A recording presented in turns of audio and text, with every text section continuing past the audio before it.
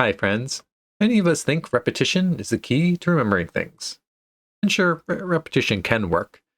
It's one of the least efficient memory techniques out there.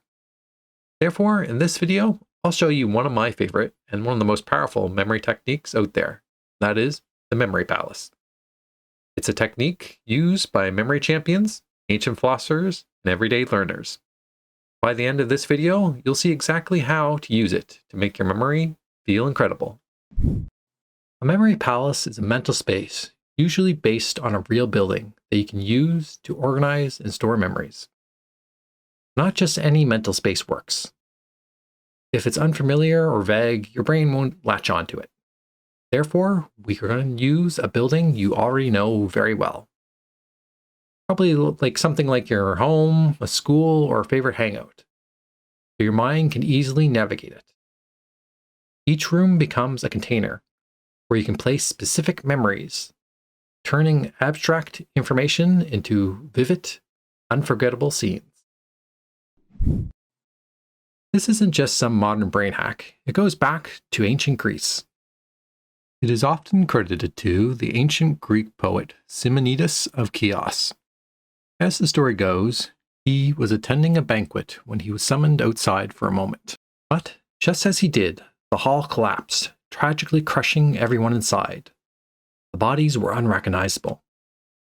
Therefore, to help identify the victims for burial, Simonides closed his eyes and mentally walked through the banquet, remembering where each person had been seated.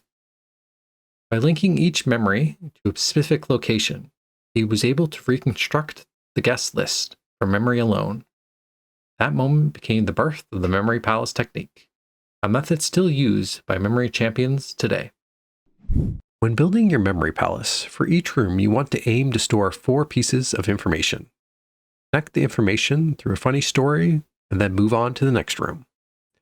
For example, when I'm memorizing a deck of cards, I place 4 cards per room. Each card becomes a character, and the funnier, more bizarre the interaction, the more unforgettable the story becomes. For instance, in my first room, which is in my driveway of my house, I create the following story. In my driveway, I see Scrooge McDuck is ranting about inflation. Suddenly, a whale falls from the sky and crushes him. A platypus then waddles up and pokes the whale to see if it's still alive. Suddenly, the whale's mouth opens and an octopus jumps out of it. A sword fight then between the octopus and platypus ensues. The odder you make your story, the more memorable it will be. Therefore, go wild. Add action, add emotion, add surprise to your story.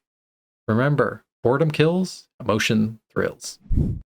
If you found this video helpful, please hit subscribe. I share learning hacks here regularly. But if you want something with a little more structure, a system that actually help you recall a deck of 52 playing cards, check out my full course. Links in the description below, and the first 100 people get free sign up. Thanks for tuning in. We appreciate you being here, and we look forward to seeing you in future videos. Have a good one.